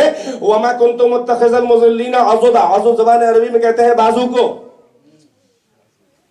ہم کسی گمراہ کرنے والے کو بازو نہیں بناتے. اللہ اکبر. جو چاہے آپ کا حسن کرشمہ ساز کرے, ہمیں تو ہر جگہ شرک نظر آ رہا ہے. آپ بازو بھی بنا رہے ہیں. بھائی توجہ ہے کہ نہیں ہے؟ وہ کہے گا ہاں بنا رہے ہیں. آپ ہیں میرے بندے, جو میں جس کو بناؤں اس کو ماننا ہوگا. آپ بازو پہ حیرت کر رہے ہیں, میں نے تو آنکھ بھی بنائی ہے. آپ آنکھ پہ حیرت کر رہے ہیں, میں نے تو اپنی زبان بھی بنائی ہے. آپ زبان پہ حیرت کر رہے ہیں, میں نے تو اپنا نفس بھی بنایا ہے, میں نے تو اپنا پہلو بنایا ہے. اما آپ میرا دیدار کرنا چاہتے ہیں, ہم نے اپنا چہرہ بھی بنایا ہے. اگر میرا چہرہ یعنی فقط میری ذات کو دیکھنا چاہو گے تو مشرک ہو جاؤ گے. جسے میرا دیدار کرنا ہے وہ میرے چہرے علی کو دیکھے. میرا چہرہ ہے. تجھے شرک لگ رہا ہے تو یہی شرک مجھے پسند ہے. توجہ ہے کہ نہیں ہے؟ تو بتوں کا یہ تانا دینا, اور اللہ کا مشرکوں کو بتوں کا نام لے کے یہ تانا دینا کہ ہم نے خلقت زمین و آسمان میں کسی کو کوئی مددگار اور کوئی کام تو نہیں لیا, اور ہم کسی گمراہ کو نہیں بناتے اپنا بازو. اس کا مطلب یہ ہے کہ نگاہ پروردگار میں اللہ کی کچھ خاص ہستیاں بندے ایسے ہیں کہ خلقت زمین اور آسمان میں اللہ نے ان سے کام لیا ہے. اور یہی ہے توحید, یہی ہے توحید, یہی ہے توحید عبادی, اور یہی ہے توحید افعالی. اللہ سے ہٹ کے اگر کسی کے کسی کام کو مانا جائے انڈیپینڈنٹ, یہ ہے شرک. اور اللہ کے حکم سے اگر مانا جائے, یہی توحید ہے. جو اس کو نہ مانے وہ کافر. بس عزیزو, رحمتیں آج کی تمام کر دی میں نے. یہی آل محمد کا کام تھا کہ اپنی طرف عقلوں کو اٹریکٹ کر کے سفر کرا دیا اللہ کی طرف. یہ ضدی انسان بن دیکھے اللہ کو مانتا وانتا نہیں. یہ تو کمال آل محمد ہے کہ اپنے اندر ایسا جذب کیا, ایسا اعتبار جیتا کہ بن دیکھے محمد آل محمد نے اللہ کو منوا لیا. اللہ اکبر. کون ہوگا اس سے بڑا دلیل پروردگار اور اللہ کو منوانے کے لیے؟ حسین ابن علی کے سجدے سے بڑھ کر کون سا ایسا کائنات میں کارنامہ ہے کہ بن دیکھے جو اللہ کو نہ مانتا ہو سجدہ حسین دیکھ کے مان لے. اسی لیے جوش نے کہا کہ ہاں وہ حسین جس کا ابد آشنا سے بات. پیغام یہ کہہ رہا ہے حکیموں سے ایک بات, گویا درون پردہ صدرنگ کائنات, ایک کار ساز ذہن ہے, ایک ذی شعور ذات, سجدوں سے کھینچتا ہے جو مسجود کی طرف, تنہا جو ایک اشارہ ہے معبود کی طرف. ہاں وہ حسین جس کا ابد آشنا سے بات, یعنی ثبات قدم یہ بتا رہا ہے. بڑی بڑی مصیبتوں میں بھی حسین اسٹینڈ کر رہے ہیں اور لفظش نہیں آ رہی ہے, پیر ڈگ نہیں رہے ہیں. ثبات قدم یہ بتا رہا ہے کہ زمانے کا اینڈ ہے ابد تک کے اپنے ہر انیشیٹو کے نتائج پہ حسین کی نظر ہے, تبھی تو جمع ہوئے ہیں. ہاں وہ حسین جس کا ابد آشنا سے بات, مدینے سے یوں ہی نہیں نکل گئے ہیں, نتائج جانتے ہیں. مکے سے یوں ہی نہیں کربلا آ گئے ہیں, نتائج جانتے ہیں. بھائی ہم یہ کہہ رہا ہے حکیموں سے ایک بات, کائنات کی آیتوں میں غور و فکر کرنے والوں سے اے حسین بار بار یہ کہہ رہے ہیں ایک بات, کیا گویا درون پردہ صدرنگ کائنات, اس کائنات کے سینکڑوں رنگ کے پردے میں ایک کار ساز ذہن ہے, ایک ذی شعور ذات, کوئی نہ کوئی ہے جو پسے پردہ کائنات چھپا ہوا ہے, سجدوں سے کھینچتا ہے جو مسجود کی طرف, تنہا جو ایک اشارہ ہے معبود کی طرف. یعنی اب تک جو اللہ کو نہ پہچانے سجدہ حسین دیکھے اللہ تک پہنچ جائے گا. اس لیے ضرورت ہے کربلا کی. اللہ اکبر. کیسا حسین نے عقلوں کو جذب کیا ہے. دو طرح کا مجمع حسین کے ساتھ آ رہا تھا. کچھ وہ تھے کہ جو ابلیسی مسلک والے تھے, یعنی مستقبل بنے گا لہذا حسین کے ساتھ چلو. محمد کا بیٹا کھڑا ہو گیا, جنت کا سردار, علی کا نونہال, ہاتھ میں ذوالفقار ہے, نہ ہاتھ بدلا نہ تلوار بدلی, جنگ فتح ہوگی, ملک گیری ہوگی, ہمیں بھی کچھ حصہ ملے گا. ایک وہ منصوبے والے تھے جو ابلیسی منصوبہ، جو پیغمبر کے ساتھ بہت سے آنے والوں کے منصوبے تھے کہ ادھر ان کی آنکھ بند ہوئی ادھر کام آئے گی، کہ یہ اسلام، یہ کلمہ، یہ نمازیں، یہ روزے، یہ سجدے کام آئیں گے، اس کو کیش کریں گے۔ وہ کیا؟ حسین کے ساتھ بھی اس طرح کا مجمع آ رہا ہے۔ روایات اٹھا کے دیکھیں آپ کہ کربلا سے پہلے کئی منزلوں پہلے، ہر منزل پر جب خبر عام ہو رہی ہے ہر طرف کے علی کا بیٹا کھڑا ہو گیا ہے تلوار لے کر، حسین ابن علی کھڑے ہو گئے ہیں، ہزاروں کا مجمع آ رہا ہے، اور جیسے ہی حسین آنے والے مجمع کی پیشانی پہ لکھے ہوئے خطوط کو علم امامت سے ارادوں کو پڑھ رہے ہیں کہ کون کس ارادے سے آ رہا ہے، فوراً حسین وہیں پہ فروکش ہو کے منزل لیتے ہیں اور کھڑے ہو کے خطبہ ارشاد فرماتے ہیں اور اپنا مقصد بتاتے ہیں اور ڈسکریج کرتے ہیں دنیا داروں کو کہ میں ملک گیری کے لیے حکومت بنانے نہیں جا رہا ہوں، بلکہ میں راہ خدا میں گلا کٹانے جا رہا ہوں، جس کو سر کٹانے کی تمنا ہو وہ میرے ساتھ آئے۔ یعنی حسین نے کربلا کے معیار کو اتنا سخت بنا دیا تھا کہ 72 سے زیادہ نظر نہ آئے۔ کربلا کا ذکر کس لیے ہے؟ کربلا سے پہلے اور کربلا آج تک اور آج سے صبح قیامت تک جتنا سخت معیار کربلا کا ہے کسی میدان حق کا نہیں۔ ہر منزل پہ حسین جو نامحرم مجمع ہے، جو بے معرفت مجمع ہے، جو دنیا دار مجمع ہے، جو دین کے خاطر مر مٹنے کا جذبہ نہیں رکھتا ہے، اسے ہمت پس کر کے واپس کر رہے ہیں۔ اب اندازہ لگائیں وہ حسین جو ہزاروں کو واپس کرے، اگر وہ کسی ایک کو بولا لے خط لکھ کے، کیا مرتبہ ہوگا اس صحابی کا؟ یہ کون ہے؟ یہ حبیب ابن مظاہر اسدی ہے۔ خط لکھ کے حسین بلا رہے ہیں۔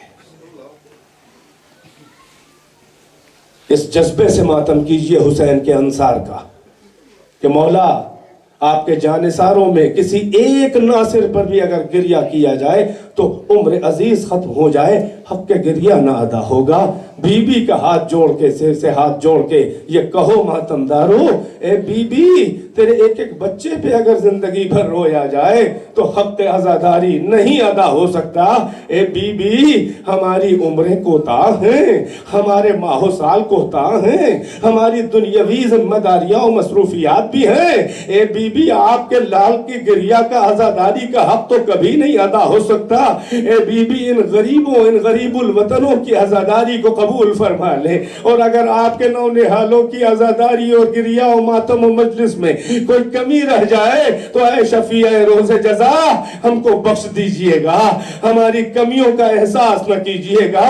عزاداروں کس کس کا ماتم کیا جائے؟ کیسے کیسے انصار حسین کے ہیں، مسلم ابن اوسجا کا جیسا، صحابی رسول حبیب ابن مظاہر کا جیسا، بریر ابن خزیر حمدانی کا جیسا، کیسے کیسے حسین کے انصار ہیں۔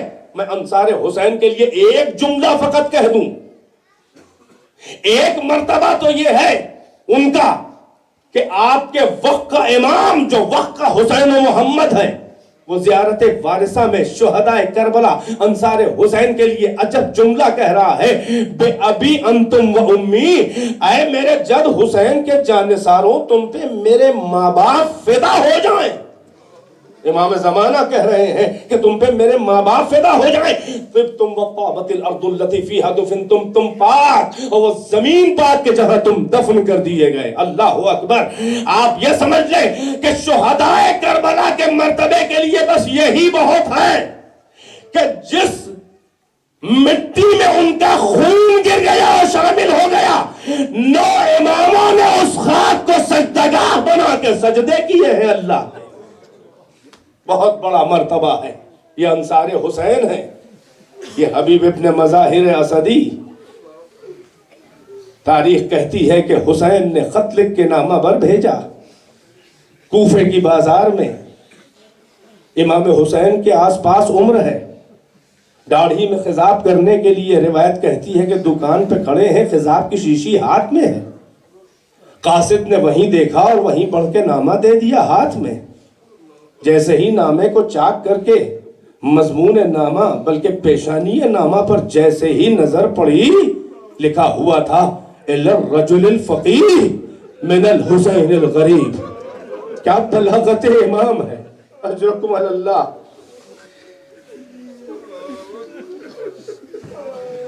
اِلَى الرَّجُلِ الْفَقِيهِ، مرد فقیہ حبیب ابن مظاہر کی طرف. اللہ اکبر، سر پیٹ لیا حبیب نے. آقا شریعت غلام کو فقیہ کے لقب سے یاد کر رہا ہے. یقیناً کوئی محمد کی شریعت پہ وقت پڑا ہے، ورنہ مجھے یہ نہ نوازتے اس لقب سے میرے مولا. من الحسین الغریب، ارے میرا مولا غریب الوطن ہو گیا. مکمل حسین بعد ان دو لفظوں میں کہہ چکے. اب ضرورت نہیں تھی مگر یہ بتانا تو تھا کہ کہاں آنا ہے. اے حبیب ابن مظاہر، تمہارا ہمارا جو رشتہ ہے وہ مجھے بتانے کی ضرورت نہیں ہے. اے حبیب، نانا کی شریعت پہ وقت پڑا ہوا ہے. تم آؤ اگر میری نصرت کے لیے تو تمہارا نام محضر شہادت میں ہے. بس جیسے ہی یہ نامہ پڑھا، خضاب کی شیشی زمین پہ دے ماری اور کہا یہ خضاب کیسا؟ اب تو تلواریں کھا کے نصرت حسین میں اپنے سر کے خون سے خضاب کروں گا اپنی داڑھی کو. گھر پہ آئے اور زوجہ سے یہ واقعہ بیان کیا کہ میں جلدی سے جانا چاہ رہا ہوں اس لیے کہ میرا مولا غریب الوطنی میں یکا و تنہا نرغہ آدھا میں ہے. اس وقت سیاسی حالات کوفے کے بگڑے ہوئے تھے. حبیب علیہ اعلان نہیں جا سکتے تھے. اپنے رہوار اور اپنے سامان کو تیار کر کے گھوڑا حوالے کیا اپنے غلام کے اور کہا کہ سرحد شہر سے باہر جا کے ناکے کے اوپر جا کے تو میرا انتظار کر، میں کسی چھپ کے کسی نہ کسی راستے سے آ کر مل جاؤں گا. اب تاریخ یہ کہتی ہے کہ حبیب ابن مظاہر گھر سے نکل چکے ہیں اور ابھی رہوار تک پہنچے نہیں ہیں کہ ایک بار ان کی نظر پڑی کہ دیکھا کہ رہوار کے آنکھوں میں آنسو بہ رہے ہیں اور غلام اس کی عیال پہ ہاتھ پھیر پھیر کے یہ کہہ رہا ہے حبیب کا غلام کہ اے میرے آقا کے گھوڑے، اگر تو گھبرا نہیں، اگر میرا آقا غریب الوطن حسین کی نصرت کو نہ جا سکا تو میں تجھ پہ سوار ہو کے جاؤں گا اور حسین کی نصرت کروں گا. رونے لگے کہ تمنا غلام بھی کر رہے ہیں میرے مولا کی نصرت کی. اللہ خیر کرے، نہ جانے کیا مصیبت کا وقت حسین کے اوپر ہے. گھوڑے پہ سوار ہوئے، ادھر حسین جو ہے وہ اپنے لشکر کو ترتیب دے رہے ہیں اور اسلحے تقسیم کر رہے ہیں، مگر ایک ایک اسلحہ بچا کے رکھتے چلے جا رہے ہیں. بعض جنگجو بہادر کہہ رہے ہیں کہ ہمیں 2 نیزے چاہیے، ہمیں 2 تلواریں چاہیے، مگر حسین کہہ رہے ہیں کہ اس کا مستحق آنے والا ہے. کہ ادھر جانب کوفہ سے غبار بلند ہوا. جیسے ہی غبار بلند ہوا، قمر بنی ہاشم قبضہ شمشیر پہ ہاتھ رکھ کے آگے بڑھے. پیچھے قاسم و اکبر بھی چلے. حسین نے کہا کہ نہیں نہیں، ایسا نہیں ہے. ارے عباس، یہ میرا بچپنے کا دوست حبیب ابن مظاہر آ رہا ہے، بلکہ استقبال کرو، بلکہ استقبال کرو. آپ سنیں گے عزادارو، حبیب پہ حسین کو بڑا ناز تھا اور حبیب پہ حسین نے اتنا جو اپنا حق دکھایا ہے اس کا راز بھی سنیں گے. صحابی تو اور بھی تھے، ایک سے ایک تھے. ان میں جس کو بھی حسین کہہ کے لکھ کے بلاتے تو وہ آ جاتا، مگر حبیب پہ حسین نے اپنا زیادہ حق جانتے ہیں کس لیے دکھایا. بچپن کا واقعہ ہے کہ رسول اللہ اور حسنین علیہ السلام کی خدمت اہل بیت کی دعوت حبیب کے والد نے کی. حضرت مظاہر اسدی نے دعوت کی. دعوت کے اہتمام میں حضرت حبیب کے وہی سن و سال ہے جو امام حسین کے ہیں. ادھر دعوت کا اہتمام ہو رہا ہے، وہ لوگ آنا ہی چاہتے ہیں کہ ادھر حبیب جو ہے وہ کوٹھے سے گھر کی چھت کے اوپر سے گر گئے اور وہیں پر جا بحق تسلیم ہو گئے. حضرت مظاہر نے جلدی سے بیٹے کا جنازہ لا کے گھر کے کسی ایک دور گوشے میں جا کے رکھ کے چادر ڈھانک دی کہ کہیں مہمان نوازوں کی مہمانوں کی مہمان نوازی میں خلل نہ پڑ جائے. اور اس کے بعد بارگاہ رسالت میں آئے کہ تشریف لے چلیں، کھانا تیار ہے. آئے، شہزادے بھی ساتھ میں آئے. دسترخوان پر رسول اللہ مولائے کائنات حسنین علیہ السلام بیٹھ گئے. کہا حبیب کے والد مظاہر نے کہ بسم اللہ، شہزادوں بسم اللہ کریں. ایک بار امام حسین نے کہا کہ میرا دوست حبیب کہاں ہے؟ آپ پہلے اس کو بلائیے تب میں کھانا کھاؤں گا. کہا وہ کہیں کھیل رہا ہوگا. شہزادوں آپ شروع کیجئے، ابھی بیچ میں آ جائے گا، آپ کے ساتھ بیٹھ جائے گا. مگر حسین نے کہا کہ نہیں، جب تک میرا دوست نہ آئے گا تب تک میں ایک نوالا بھی کھانے والا نہیں ہوں. شہزادے کے اصرار پہ مجبور ہو گئے مظاہر. ہاتھ پکڑ کے کہا کہ آئیے تشریف لائیے، دیکھ دکھاؤں کہ حبیب کہاں ہے. ایک گوشے میں لے جا کے جیسے ہی چادر ہٹائی دیکھا کہ حبیب کا چھوٹا سا جنازہ پڑا ہوا ہے. سب نے کہا یہ کیا ہوا؟ کہا آپ کے آنے سے پہلے کوٹھے سے گر کے حبیب کی جان نکل گئی. میں نے کسی کو ابھی تک نہیں بتایا ہے, کسی کو نہیں بتایا ہے کہ کہیں آپ کی ضیافت میں کوئی کمی نہ آ جائے. بس سنو عزادارو, محمد نہیں, علی نہیں, حسن نہیں, حسین آگے بڑھے, ننھے ننھے ہاتھ اٹھا کے کہا اے پروردگارہ تجھے حسین کے حق کا واسطہ ہے کہ میرے دوست کو پھر سے زندگی دے دے. کلمہ ولایت امامت پڑھتے ہوئے حبیب کھڑے ہو گئے. اب سمجھ میں آیا کہ حسین نے زندگی دی تھی تو حسین زندگی مانگنے کا بھی حق رکھتے تھے, لہذا کسی کو نامہ نہ لکھا, حبیب اپنے مظاہر کو لکھا. ادھر تیاریاں ہیں, ادھر حبیب آئے قدموں پہ گرے. اے میرے مولا, ارے مجھے دیر تو نہیں ہوئی ہونے میں, ارے وہ آپ نے نوازا, وہ عزت دی ہے کہ دنیا میں کسی کو بھی یہ عزت نہ ملی ہوگی. ہاں عزاداروں میں مجلس تمام کر دیتا مگر حق گریہ ادا ہو جائے. چند فکرے ہو زحمتیں تمام. روایات میں کہیں کہیں جھلکیاں ملتی ہیں کہ حبیب کا جو علاقہ اور جو رشتہ اور جو خاص نسبت اہل بیت اطہار و حسین سے تھی اس میں کہیں کہیں اشارے ملتے ہیں. شب عاشور کی ایک روایت ہے کہ جب خیموں کے پیچھے تلایا جوانان بنی ہاشم بھی پھر رہے تھے, اصحاب حسین اپنے خیموں میں مسلوں کے اوپر تھے. حمید ابن مسلم کی روایت ہے لہم دویون کا دوی النحل, ایسی عبادت اور زمزموں کی تلاوت قرآن اور عبادت اور ذکر کی آوازیں آ رہی تھیں کہ جیسے شہد کی مکھی کے چھتے سے اس کی آواز آتی ہے. مگر قمر بنی ہاشم کبھی مسلح سے اٹھتے تھے, کبھی سجاد جو ابھی بیمار نہیں ہوئے ہیں, رات کے آخری پہر میں سجاد کو مشیت نے بیمار ڈالا ہے. علی اکبر و قاسم جوانان بنی ہاشم قمر بنی ہاشم کے ساتھ ساتھ خیموں کے پیچھے پیچھے بیویوں کے تلایا پھرتے تھے کہ کہیں کوئی دشمن رات میں شبخون نہ مار دے. اور سارے صحابہ حسین کے اصحاب جو تھے وہ مسلوں پہ ہوتے تھے, مگر حبیب کا اتنا قریب کا رشتہ تھا کہ خاندان کی طرح ایک فرد کی طرح سے حبیب بھی اٹھ کے خیموں کے پیچھے پیچھے جاتے تھے. روایت کہتی ہے کہ ایک بار حضرت زینب کے خیمے کے پیچھے سے حبیب گزر رہے تھے کہ کچھ آواز آئی, دیکھا بہن و بھائی باتیں کر رہے ہیں. حبیب نے ٹھہر کے جیسے ہی سنا جناب زینب یہ کہہ رہی تھی کہ اے بھیا آپ کے جانثار جتنے بھی ہیں یہ مانا کہ بڑے با وفا ہیں, مگر اے بھیا یہ سمندر کی طرح لہریں مارتا ہوا دشمنوں اور قاتلوں کا مجمع, یہ پشتینی کینے رکھنے والے بنی امیہ اور یہ کوفی دغاباز, اے بھیا آپ کے اصحاب بہت تھوڑے سے ہیں, کیا آپ نے اپنے اصحاب کی جانثاری اور وفاداری کا امتحان لے لیا ہے؟ کہیں ایسا نہ ہو کہ جب کل تلواریں چلیں بازار موت گرم ہو تو یہ آپ کے چھوٹے سے اصحاب بھی آپ کا ساتھ چھوڑ کے چلے جائیں. بس یہ فقرہ حبیب نے سنا تو وجود پہ بجلی گر گئی. افتان و خیزہ جلدی جلدی خیمہ اصحاب میں آئے. اے انصار حسین قیامت آ گئی. کہا کیا ہوا؟ کہا زینب کو ہماری وفا پر اعتبار نہیں ہے. کہا بتاؤ اے رازدار حسین کیسے بی بی کے دل کو قرار دیا جائے؟ آپ تو حسین کے دوست ہیں, آپ تو گھر والوں کی طرح مزاج شناس ہیں. کہا آؤ میرے ساتھ آؤ. خیمہ زینب کے باہر آئے, تمام انصار سے کہا کہ اپنے گھٹنوں کو ٹیک کے اپنی تلواریں نکال لو اور اپنی تلواروں کو نکال کے اپنے حلقوں میں گردنوں پہ رکھ لو. جیسے ہی اصحاب نے تلواریں اپنے گلوں پہ رکھی, در خیمہ پر آ کے حبیب نے پکار کے کہا کہ اے فضہ ذرا خیمے کے در پہ آ جا. حضرت فضہ خیمے کے در پہ آئیں اور کہا یہ حبیب نے کہ اے فضہ یہ منظر دیکھ رہی ہے, یہ منظر دیکھ رہی ہے؟ کہا ہاں دیکھا. کہا جا کے بی بی کی خدمت میں میرا سلام عرض کر دے اور یہ کہہ دے کہ خادم و غلام یہ کہہ رہا ہے, یہ منظر بتا دے اور کہہ دے کہ اگر ہماری وفا پہ بھروسہ نہیں ہے تو کیوں ہم صبح ہونے دے. ارے بی بی اگر اجازت دے تو ابھی اپنی تلواروں سے گلے کاٹ کے حسین کے قدموں پہ نچھاور کر دے. ارے زینب نے حبیب کا شکریہ ادا کیا, دل کو قرار آیا, مجھے ناز ہے اپنے بھیا کے انصار پر, بس عزادار و زحمتیں تمام ہیں.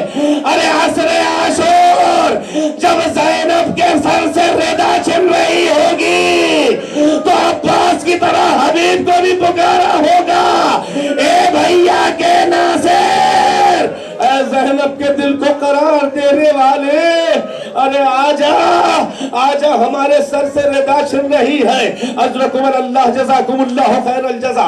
بس 2 فقرے سنے اور زحمت اختمام کر رہا ہوں. حبیب ابن مظاہر یہ وہ صحابی ہے کہ جب حسین نے وقت نماز، ابو سمامہ سیداوی نے وقت نماز ظہر یہ گزارش کی کہ ایک بار نماز مولا آپ کی خدمت میں آپ کی امامت آپ کے پیچھے پڑھ لیتے، پھر جاتے جنت میں آپ کے نانا اور بابا سے ملاقات ہوتی. نماز شروع ہونے والی ہے. اصحاب میں 2 ہو گئے، 2 طرح کے ٹکڑیاں ہو گئیں. ایک وہ تھے جو حسین کے پیچھے نماز پڑھنے کے لیے کھڑے ہوئے، ایک وہ تھے جو حسین کے آگے حسین کی حفاظت کرنے کے لیے کھڑے ہوئے، تیر کھانے کے لیے. مگر حبیب ابن مظاہر پہ کو حسین نے حکم دیا کہ ذرا سا آگے بڑھ کے ان سے کہہ دو کہ اگر ہو سکے تو نماز ظہر کی ہمیں مہلت دے دیں، اپنی تیر بارانیاں ختم کر دیں. حبیب ابن مظاہر نے پکار کے کہا کہ اے لشکر آدھا، اگر تم مسلمان اپنے کو سمجھتے ہو تو کم سے کم فرزند محمد کو، فرزند زہرا کو نماز ظہر پڑھنے کا موقع تو دے دو. ادھر سے ایک جسور کی آواز آئی کہ اے حبیب، حسین سے کہہ دو کہ اگر نماز ان کی جان بچا سکتی ہو تو وہ نماز پڑھ لے، جتنی پڑھنا ہو پڑھ لے. اور پھر اگلے نے جملہ کہا کہ اے جتنی بھی نماز پڑھ لے حسین، تمہاری نماز قبول نہیں ہے. حبیب کو غیظ آ گیا، غصہ آ گیا. کہا او بدبخت، او بدکار کے بیٹے، ارے تیری نماز قبول ہو، فرزند محمد کی نماز نہ قبول ہو. بس یہ سننا تھا کہ شمشیر اپنے عام سے نکالی اور کہا اے مولا خدا حافظ، اب نماز آپ کے جد کے ساتھ پڑھوں گا. یہ بوڑھا حسین کا صحابی بڑھ بڑھ کے حملے کرتا جاتا تھا، یہاں تک کہ تیورا کے زمین پہ گرے. یا مولا ہو ادرکنی، اے میرے مولا میری مدد کے لیے آئیے. ارے حبیب کے سرانے حسین آئے، بچپن کا دوست ایریا لگا رہا ہے. فقط اتنا حبیب نے کہا، سرہانے کھڑے ہیں، مسلم ابن اوسجا کھڑے ہیں، کہ ایک بار یہ کہا کہ کوئی وصیت کرنا چاہتے ہو اہل و عیال کے لیے، کوئی وصیت. فقط ایک جملہ کہا کہ اوسی کا بحاضر رجل، ارے مولا کے لیے وصیت کرتا ہوں کہ جب تک جامع جا ہو میرے مولا پہ کوئی مصیبت نہ آنے پائے. حسین اپنے دوست کا جنازہ قتل گاہ میں لا کے لٹا گئے. اے زینب تیری بھی آس ٹوٹ گئی اور میرا دوست بھی دنیا سے گزر گیا.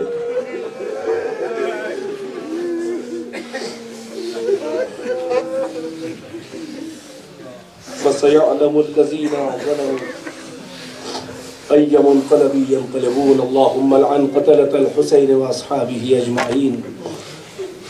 ربنا تقبل منا إنك أنت السميع العليم بنبيه وآله الأطهار. اللهم عجل في فرج مولانا صاحب الزمان. يا حسين يا حسين يا حسين.